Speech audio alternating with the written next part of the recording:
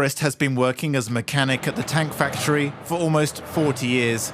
He says the military hardware has really changed over the past few decades. It's easier to use, easier to drive and shoot, much better than the hardware we used to have. My job is to test it and transfer high-quality hardware to our troops, so that our guys will be able to fight.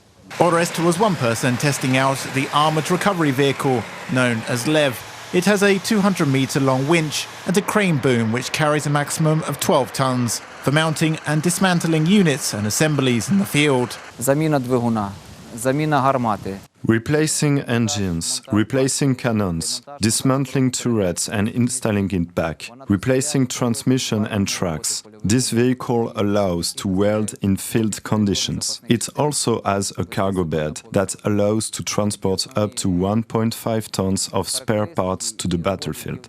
The factory started designing the vehicle back in 2013 and finished last year. This year, Lviv passed military trials and is ready for deployment.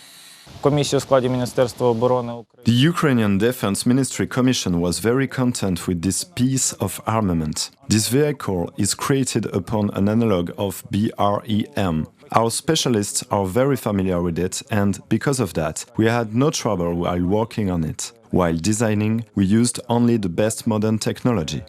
Lviv was designed to improve maintenance logistics of Ukrainian armour regiments. No fewer than 10 vehicles of this type are planned to be produced next year, and all of them will be deployed to eastern Ukraine.